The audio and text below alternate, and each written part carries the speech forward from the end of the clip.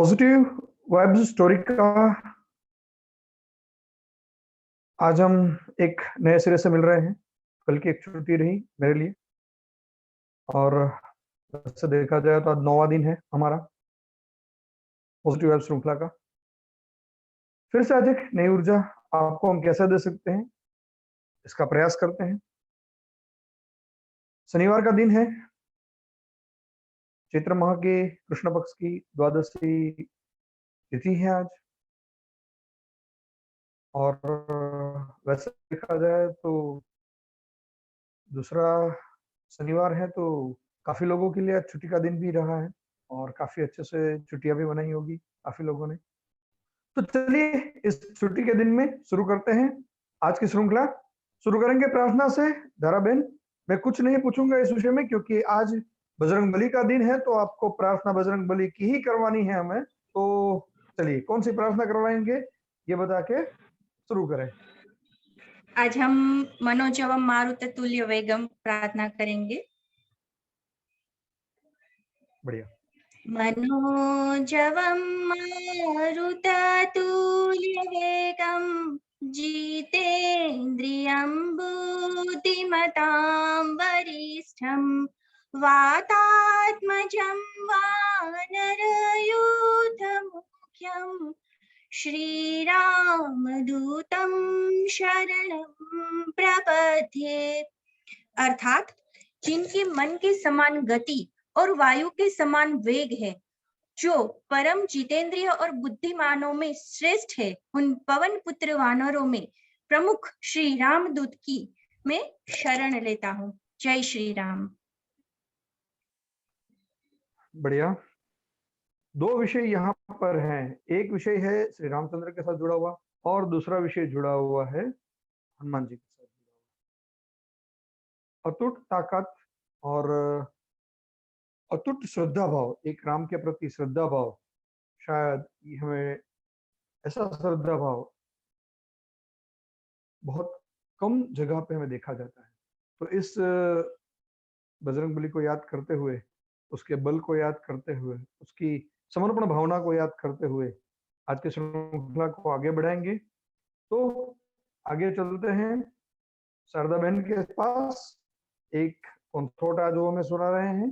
तो शारदा बहन, आप जी सर। क्या कौन से महानुभाव को लेकर आज हमें आप थॉट सुनाने वाले हैं, ये बताइए। सर जी, हम रतन टाटा के बारे में आज आपको कुछ बताएंगे। बढ़िया जी। दादाजी क्या कह रहे हैं? व्यक्ति को अपनी योग्यता और जीवन की परिस्थितियों के अनुसार एवं चुनौतियों की पहचान करनी चाहिए। उनका कहना था कि प्रत्येक व्यक्ति में कुछ विशेष गुण एवं कुछ विशेष प्रतिभाएं होती है। इसीलिए व्यक्ति को सफलता प्राप्त करने के लिए अपने गुणों की पहचान करनी चाहिए। जीवन में केवल अच्छी शैक्षणिक योग्यता या अच्छा करियर ही काफी नहीं है। आपका लक्ष्य होना चाहिए कि एक संतुलित और सफल जिंदगी जिया जाए। संतुलित जीवन का मतलब है आपका स्वास्थ्य, लोगों के साथ अच्छा संबंध, मन की शांति, सब कुछ अच्छा होना चाहिए। केवल पैसा और शोहरत कमाना ही काफी नहीं है। जब आपके पीठ में कोई दर्द हो तो कार ड्राइविंग का कोई मजा नहीं आता। जब आपके दिमाग में कोई टेंशन चल रहा हो तो शॉपिंग का भी मजा नहीं आता। ये जिंदगी आपकी है, इसे मजे से जिए। इसे इतनी गंभीर बनाने की जरूरत नहीं है। इस दुनिया में हम कुछ पल के लिए है, तो जीवन का आनंद लीजिए और इसे ज्यादा गंभीरता से मत जिए। ये रतन टाटा जी के कुछ विचार थे। 3-4 विषय इसमें से निकल के बाहर आ रहे हैं जो हमें समझना पड़ेगा उन विषयों को। पहला विषय जो शुरुआत के कुछ सेंटेंसेस में उन्होंने जो कहा है कि हमारे गुण को पहचाने। जब हमारे गुण को पहचानने की बात आती है तो हमारी क्वालिटीज को हमें पहचानना पड़ेगा। और आज के समय में ये पहचानना क्यों जरूरी है? क्योंकि अगर हम हमारी क्वालिटी को पहचानेंगे तो ही उसके हिसाब से हमारे कार्य होंगे। अदरवाइज हम भी किसी रास्ते पर दो राह पे चलते रहेंगे कि हम भी दूसरों की तरह कहते रहेंगे कि भाई आज ये नहीं है, ये नहीं है, ये नहीं है। अब वो हमारी जरूरत है या नहीं है ये हमें पता नहीं होता है। और कई बार ऐसा भी होता है कि वो चीजें मिल जाए तो भी हमें उसका आनंद मिलेगा, ये भी जरूरी नहीं है। इसलिए बहुत जरूरी है कि हमारे गुण को पहचाने और उसके हिसाब से हम अपना कार्य सेट करें, हमारा शेड्यूल बनाएं। दूसरा विषय है कि हर बार मैं कहता हूं कि संबंधों को कमाएं, अच्छे से कमाएं, मगर उसमें क्या करना है हमें आज के समय में, आज की मर्यादाओं को ध्यान में रखते हुए हम संबंधों को कैसे और तरोताजा कर सकते हैं, ये भी हमें समझना चाहिए। तो बहुत सारे ऐसे विषय जो हैं उन्होंने बहुत अच्छे से बताए हैं। और रतन टाटा जी के विषय में एक बात और भी है कि उनकी राष्ट्र भावना है बहुत बड़ी है। उन्होंने कहीं पर ये विषय था कि राष्ट्रीय संपत्ति और अपनी भौतिक संपत्ति, इन दोनों के बीच में कहीं उन्होंने फर्क बताया था कि बहुत सारी चीजें ऐसी हैं जो राष्ट्र की संपत्ति है, जैसे कि खाना, खाने की चीजें, फूड, फूड आपकी चीज नहीं है, आपने खरीद लिया इसलिए उसका मतलब ये नहीं है कि वो आपकी होगी। या पानी, तो पानी आपने एक बोतल खरीद ली या आप गवर्नमेंट को टैक्स पे कर रहे हो तो आपको कितना भी पानी कैसे भी यूज करना हो आपको छूट मिल जाती नहीं। उन्होंने कुछ ऐसी आइडेंटिफाई करके चीजें रखी हुई है, ये सारी राष्ट्रीय संपत्तियां हैं। और आज ये भी जरूरी है कि राष्ट्रीय संपत्तियों को हम बचा के रखें, क्योंकि जिस दौर से हम गुजर रहे हैं उस दौर में हम जितना राष्ट्रीय संपत्ति का व्यय कम करेंगे उतना हमारे देश की अर्थव्यवस्था को हम बहुत अच्छा रख पाएंगे। तो बहुत अच्छे विचार आपने रखे। तो ऐसे ही विचार कुछ श्रीमद् भगवत गीता से भी आज मिलेंगे ऐसा मुझे लग रहा है। कुछ एक सीक्वेंस ऐसे ही जा रही है, बलवान लोगों की बातें हो रही है। तो अनीता जी प्रकट होइए और भगवत गीता का कौन सा ज्ञान देने वाले हैं ये बताइए।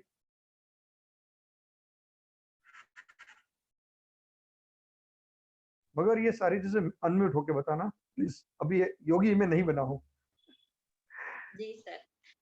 हम्म, आज हम भगवद गीता के दूसरे अध्याय सांख्य योग का 53वां और 54वां श्लोक पठन करेंगे और उसका भावार्थ जानेंगे। जब भगवान श्री कृष्ण कहते हैं श्रुति विप्रतिपन्ना ते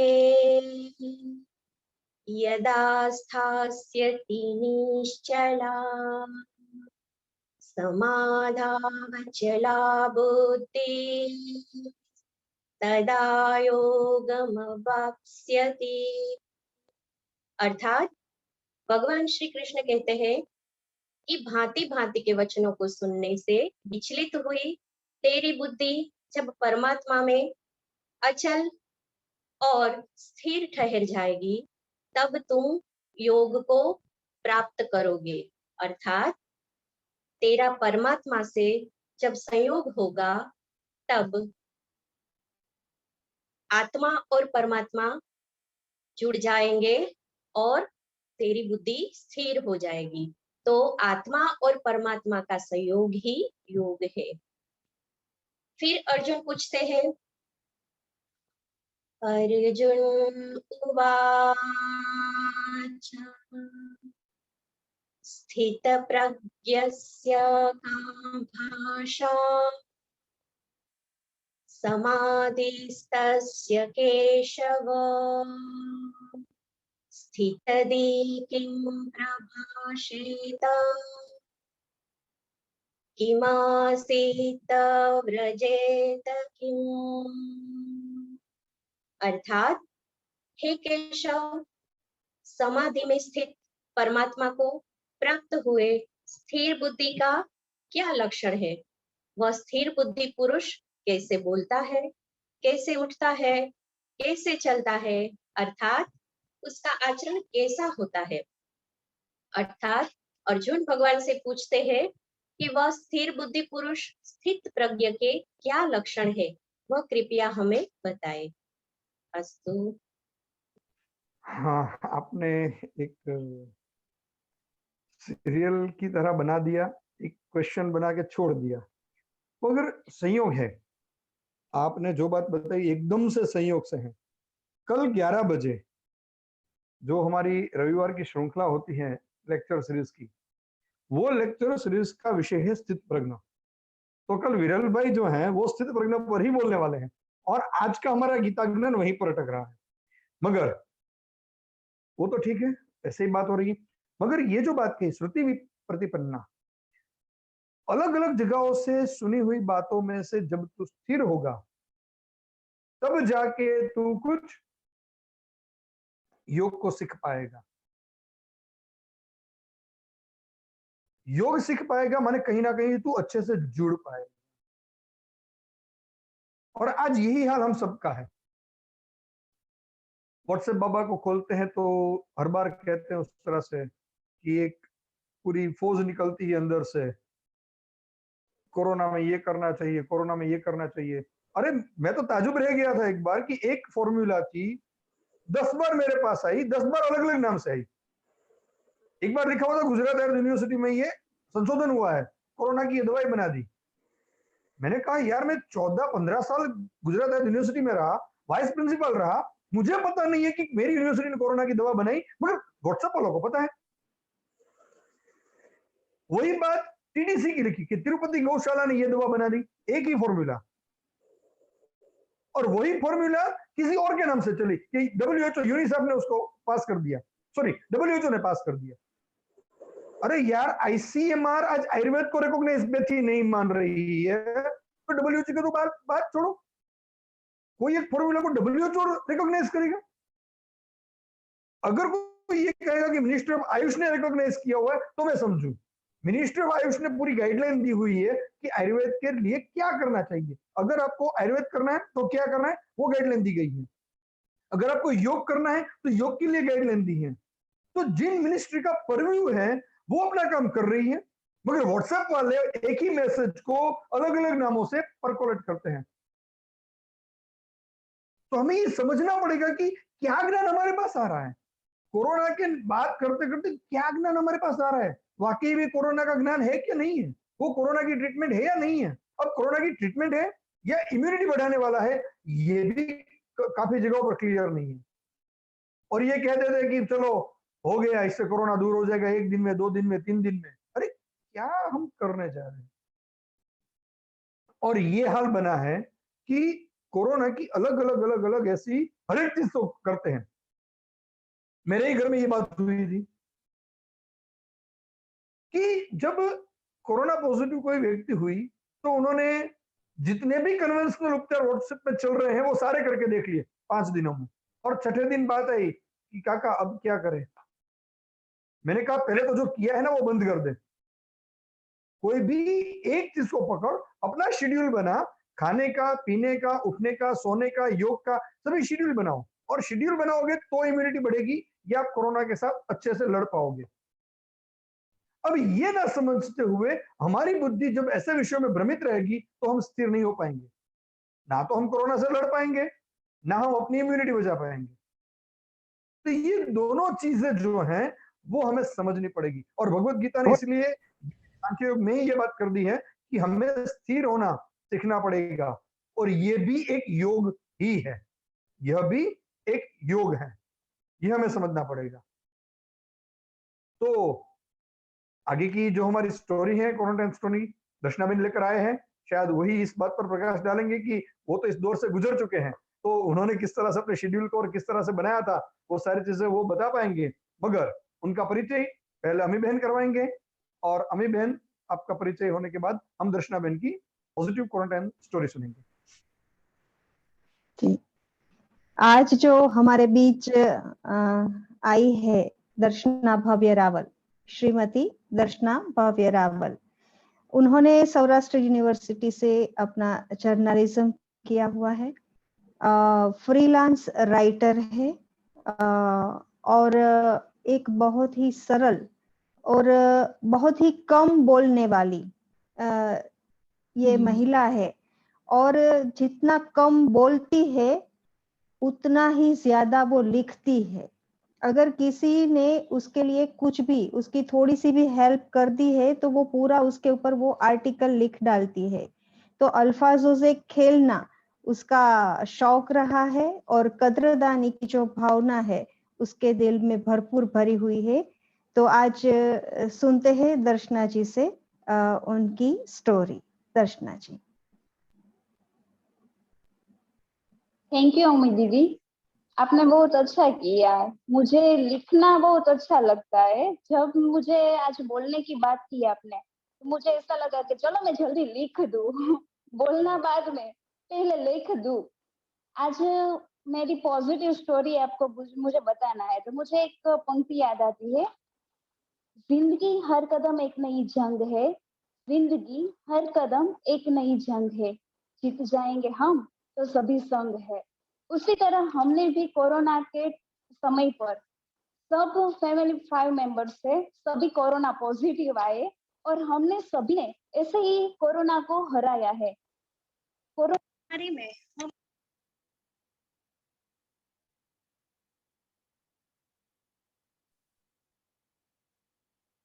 दर्शना मैम शायद आवाज चली गई है। हम सभी मानव वानरों की उत्क्रांति से ही बनते हैं, ऐसा सोचने वाले चार्ल्स डार्विन कहते हैं कि हमें जीवन में हमेशा डरना मत और जो आपत्ति आई है उसका सामना करना चाहिए। सर्वाइवल ऑफ द फिटेस्ट के अनुसार इस प्रकृति पर जो लोग बच सकते हैं वो वैसे ही लोग बचते हैं जो डरते नहीं है। वैसे ही हमने भी कोरोना, जब हमें मालूम हुआ कि आज हमारा कोरोना पॉजिटिव आया, तभी हम सभी लोगों ने कोरोना से लड़ना सीख लिया था। हम सब ऐसा सोचते हैं कि कोरोना आ गया, हम क्या करेंगे, लेकिन ऐसा सोचने के बाद भी हमें पॉजिटिव थिंकिंग करना चाहिए। कोरोना तो पॉजिटिव आया, लेकिन शारीरिक और मानसिक अनुसार हम पॉजिटिव होते तो कोरोना हम नेगेटिव जरूर ला सकते हैं। ओशो बहुत अच्छा कहते हैं कि हमारे मन मगज में जो विचार विमर्श चल रहा है ना, वही हमारे शरीर पर उसकी इफेक्ट दिखाई देती है। हम सोचते रहेंगे कि मुझे बुखार है, सर दर्द है, हाथ पैर दर्द कर रहा है, तो हमारा माइंड भी उसी तरफ अट्रैक्ट होता है और हम भी ऐसा ही सोचने लगते हैं। वैसे हमारा दर्द तो कभी कभी कम हो जाता है, लेकिन हमारा वो विचार विमर्श के कारण भी हमारा दर्द छूटता नहीं है। इसीलिए हमें कोरोना के टाइम पर भी ऐसा विचार विमर्श छोड़कर जो कोरोना पॉजिटिव आया उसके सामने लड़ने के लिए तैयार होना चाहिए, एक योद्धा बनना चाहिए। जैसे कि हम पॉजिटिव थिंकिंग कर सकते हैं, कुछ अपनी मनपसंद की प्रवृत्ति करें, रीडिंग कीजिए, स्टोरी टेलिंग कीजिए। ऐसा नहीं कि कोरोना आया तो चलो बेड पर सोते रहो, आराम करो, ऐसा मत कीजिए। हमारा माइंड डाइवर्ट होता है, वैसे ही हमारा कोरोना दूर हो जाता है। हमने और मेरे हस्बैंड भी अभी राइटर है, तो हम दोनों ने हमारा वर्क तो चालू ही रखा था। वैसे ही ऐसे बैठ जाएंगे कि कोरोना है, हमें लिखना नहीं चाहिए, कुछ बोलना नहीं चाहिए, कुछ नहीं करना, तो हमारा कोई कोरोना चला तो जाएगा नहीं। इसीलिए हमने हमारा वर्क कंटिन्यू रखा। मेरे 95 के इयर्स के दादी जी थे, वो भी कोरोना ने उसे हरा दिया और वो अभी बहुत तंदुरुस्त है। हम अभी सर ने बताया कि योग में थोड़ा हमारा विचारों पर कंट्रोल होना चाहिए। वैसे ही योग का एक वो भी प्रकार है कि धीरज और साहस और हिम्मत, शांति, वो भी एक हमारे योग के ही प्रकार है। जो हम अपने जीवन में हिम्मत, धैर्य, धीरज, शांति रखेंगे तो अवश्य कोई भी बीमारी आएगी तो उसे हम दूर कर सकते हैं। तो आज मैं सभी लोगों को वही बताती हूँ कि कोरोना पॉजिटिव आने के बाद हमें सभी को धीरज रखना चाहिए, हिम्मत रखना चाहिए और एक दूसरे को हिम्मत देनी चाहिए। ऐसा नहीं है कि चलो आज कोरोना आया तो मैं क्या करूंगी, घबरा जाना, वो ठीक नहीं है। कोरोना के समय हमें एक दूसरे को साथ बढ़ाकर उसे वही परेशानी में से बाहर लाना चाहिए। तो अब आज विश्व में बहुत सारे कोरोना से लोग मृत्यु हो चुके। तो उसके पीछे का कारण वही है कि वो सभी लोग डर गए थे, उससे डराया गया था। वो सभी को एक कोरोना का भय दिखाया दिया है कि कोरोना एक गंभीर है। अरे रियल में कोई कोरोना गंभीर नहीं है, वो एक हमारे शरीर में आया है, तो उसे हमें स्वीकार कर उससे सामना करना चाहिए। मेरे पेरेंट्स बहुत अच्छी बात सिखाती है कि हमें कभी जीवन में आने वाली आपत्ति हो या समस्या हो या कोई भी बीमारी हो, तो उसका सामना करो, उससे पीछे हट मत करो। पीछे हट करने से हमारी कोई भी बीमारियां या परेशानी दूर होनी नहीं है। इसीलिए मैंने भी मेरा पॉजिटिव रिपोर्ट आने के बाद एक निश्चय कर लिया था कि कोरोना आ गया, चलो कुछ बात नहीं, 14 दिन घर में आराम करो, पॉजिटिव थिंकिंग करो और कोरोना को दूर करो। ऐसा सोचकर मैंने अपने कोरोना के मैंने और मेरे परिवार को, सभी लोगों को कोरोना को 10 दिन में ही दूर कर दिया था। इसलिए सभी को बता रही हूँ कि कोरोना के टाइम पर किसी फालतू पर मत आना, अच्छा खाना, अच्छा सोचना और दिन भर योग, प्राणायाम, मेडिटेशन करो और मन और शरीर और आत्मा को शुद्ध लाओ और उसकी आनंद से प्रेरित कर दो। जैसे आत्मा आनंदित हो जाएगा तो पूरा शरीर भी अपने आप तंदुरुस्त हो जाता है। इसीलिए मैं बताती हूँ कि कोरोना से डरो मत, कोरोना से चौक्कस लड़ना चाहिए और कोरोना के समय पर अच्छा खाना चाहिए, अच्छा सोचना चाहिए, अच्छा रीडिंग करना चाहिए और अच्छे अच्छे लोगों के साथ बातचीत करना चाहिए और दिन भर 30 मिनट 4 बार उल्टा सो जाना चाहिए। ऐसा मुझे सिविल में जब मैं एडमिट हुई थी तभी बताया गया था कि आज आप दिन भर 4 बार 20 मिनट उल्टा सो जाओ, आपका ऑक्सीजन लेवल अप आता है। इसलिए उल्टा सोना चाहिए, पूरी एक्टिविटी करनी चाहिए, एक्सरसाइज करना चाहिए। वैसे माइंड पर मत लो, मन पर मत लो और कोरोना से दूर करने के लिए हम सभी तैयार हो जाओ। यहाँ पे मैं मेरी बात पूरी करती हूँ। आप सभी को भी यही प्रार्थना करती हूँ कि सब लोग तंदुरुस्त रहो और ये पूरे विश्व में जो कोरोना की महामारी आ रही है उससे हम सभी हार कर नहीं, लड़कर जीतना चाहते हैं। धन्यवाद दर्शना बहन, आपने एक बात बहुत अच्छी बताई कि पॉजिटिव रिपोर्ट के साथ पॉजिटिविटी को बनाना, ये बात आपने बहुत अच्छे से बताई है कि रिपोर्ट पॉजिटिव आने के बाद, कोरोना रिपोर्ट पॉजिटिव आने के बाद महत्वपूर्ण है कि हम हमारी नकारात्मकता को दूर रखें और हकारात्मकता को हो सके उतना बढ़ा दें। तो ये एक बात जो आपने बताई, हाँ, ये बहुत बड़ी बात आपने बताई है कि इसका है। बाकी भी बहुत सारे विषय आपने कहा कि आपने अपना रूटीन चालू रखा था और बाकी सारे विषय थे, तो जितना आप कर सकते हैं उतना हम कर ही पाएंगे और करना भी चाहिए। तो ये विषय था आज का।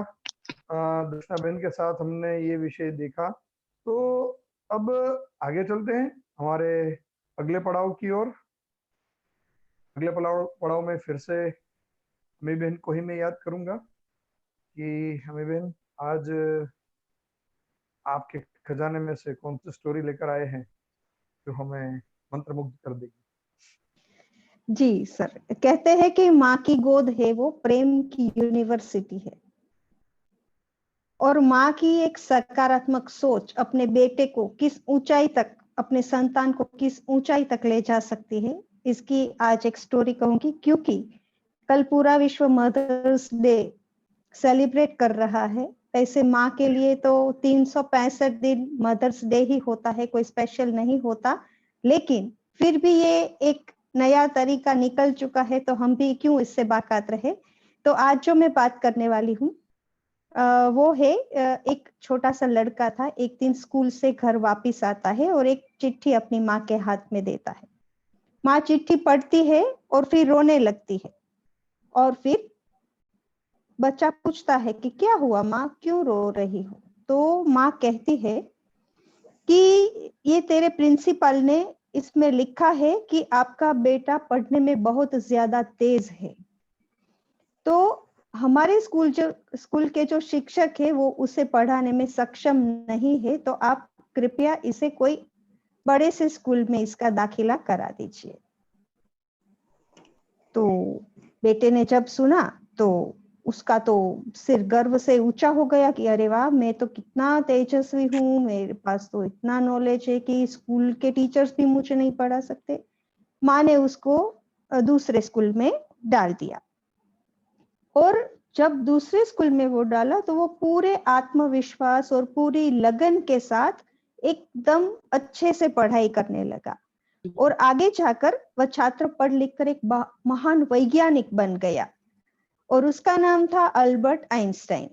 अब उसके पास किसी चीज की कमी नहीं थी, धन था, दौलत थे, पैसे, पद, प्रतिष्ठा, सब कुछ था, लेकिन उसकी माँ नहीं थी उसके पास।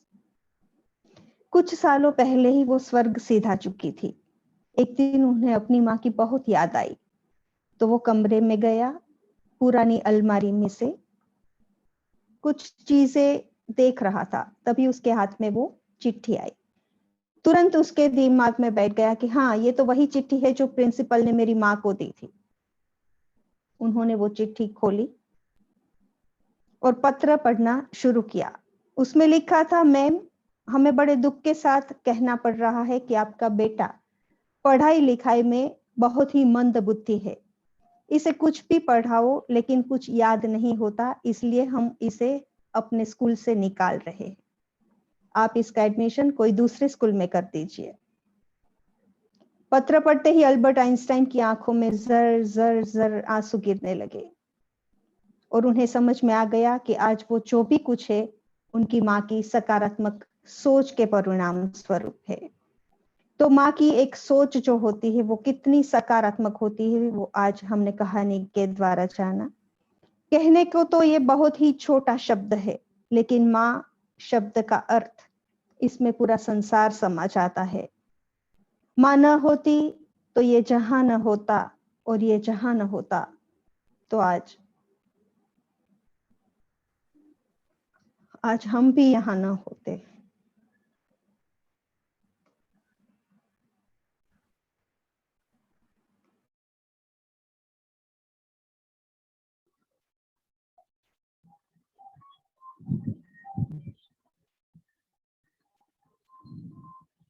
तो ये विषय रखा अमी बहन ने हमारे सामने, मातृवंदना कह सकते हैं, मातृभाव कह सकते हैं, उनके प्रति उन्होंने अपनी अंजलि अर्पित, और पूरी तरह से एक इमोशनल समय बना दिया इस विषय।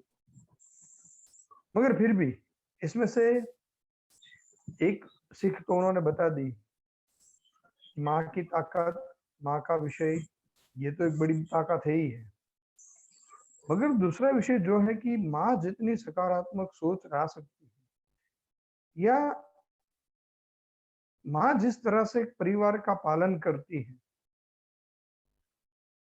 उसको ध्यान में रखते हुए मैं नहीं कह रहा हूं कि माँ हम बन पाए, मातृदेवो भव, माँ देव है, ईश्वर है, उसका स्थान कोई नहीं ले सकता।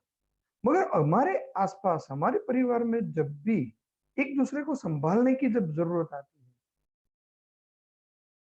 तब उस माँ को याद करके हमें अपने परिवार को या परिवार के लोगों को संभालना। खास करके ये ऐसी दुष्कर घड़ी हमारे सामने कई बार आ जाती है कि जब ये भी ना समझ में आए कि हमें क्या करना चाहिए। दर्शना बेन ने कहा, इस तरह से काफी परिवारों के साथ ये हुआ है कि पूरा का पूरा परिवार जब कोरोना पॉजिटिव है तो कौन किसको संभालेगा। या तो देवांग भाई ने कहा था वैसा था, और दर्शना बेन ने भी कहा कि अब तो सब कोरोना पॉजिटिव है तो चलो साथ में ही है। मगर इस समस्या को जितनी लाइटली हम ले रहे हैं, उतना लाइट माहौल पहले दिन नहीं होता है। तो तब हमारी ये जिम्मेवारी है कि हम हमारी माँ को याद करें कि जैसे उसने हमें संभाला था, जिस तरह से हमारे अच्छे बुरे, हमारे गुस्से को, जिस तरह से उन्होंने सारी चीजों को संभाला था, शायद वो जरूरत है उस संस्कारों को याद करने की, उस भावनाओं को याद करने की, वैसे हम हमारे परिवार को संभालें। और अगर सभी एक दूसरे को इस तरह से संभाल लेंगे तो माँ के गोद में जैसे यूनिवर्सिटी है, माँ जैसे 100 शिक्षक है, माँ सब कुछ है, वो देव है, तो समझिए तो कोरोना क्या चीज है। अगर सभी में ये मातृभाव का अगर जन्म हो जाए, बाहर भी ले जाने की जरूरत है इसको, मगर एटलीस्ट अगर हम बाहर नहीं ले जा सकते तो कोई बात नहीं, हमारे परिवार तक अगर सीमित रहे और हमारे परिवार में भी अगर ये मातृभाव को अगर हमारे में थोड़ा सा भी जन्म दे सकते हैं तो शायद ये माहौल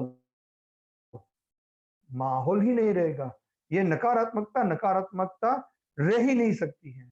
और कोई भी ऐसा नहीं होगा, पूरे विश्व में ऐसा कोई भी व्यक्ति नहीं होगा जो माँ की पास जाकर उसको नकारात्मक विचार आया हो कभी। कितने भी नकारात्मक विचारों के साथ, कितने भी तनाव के साथ जब हम अपनी माँ की गोद में जब सोते हैं या जब माँ अब हमारे माथे पर जब हाथ फिराती है तो सारे दुख दर्द तनाव सब कुछ भाग जाता है। और अगर इस मातृभाव का थोड़ा सा भी अंश हम में लेकर अगर हम परिवार के लोग एक दूसरे को अगर संभालें तो शायद नकारात्मकता का कोई विषय हमारे परिवार को छू नहीं सकता है। रोज सुबह मैं देखता हूं न्यूज़पेपर में, कई बार मेरी बात भी हुई सौराष्ट्र यूनिवर्सिटी के मानस शास्त्र विभाग के साथ, जो पुराने एचओडी थे उनके साथ भी एक दो बार बात हुई है। तो और उसके किस्से भी आते हैं, कैसे छोटे छोटे किस्से लेकर बैठे हुए हैं, मुझे ये नहीं हो रहा है, मुझे वो नहीं है, बच्चा ऐसा हो गया है, बच्चा मोबाइल से खेलता है, बहुत सारे ऐसे विषय लेकर आज हम शायद उलझ गए हैं। तो जैसे इस कहानी ने सुनाया, जो सीख थी कि अगर थोड़ा सा भी मातृभाव हर एक व्यक्ति में जन्म ले और हर एक व्यक्ति अगर एक दूसरे को मातृभाव की वो हूफ देने का प्रयास करे, वो उष्मा देने का प्रयास करे, तो शायद ये समय नकारात्मक ना रहते हुए एकदम उष्मा से भरपूर हो जाएगा और पूरा हमें आनंद और ऊर्जा देने वाला हो जाएगा। आज की हमारी जो श्रृंखला थी वो यहीं तक हम रखेंगे। कल इतवार है, हम छुट्टी रखेंगे। सोमवार रात 9:30 बजे फिर से हम मिलेंगे एक नई ऊर्जा, एक नई स्टोरी लेकर। मगर उससे पहले विश्व कल्याण को और विश्व स्वास्थ्य को साथ में रखते हुए सर्वे भवन्तु सुखिनः का जो श्लोक पठन है वो दारा बहन करेंगे। ओम सर्वे भवन्तु सुखिनः, सर्वे सन्तु निरामयाः, सर्वे भद्राणि पश्यन्तु, मा कश्चित् दुःखभाग् भवेत्। ओम शांति शांति शांति।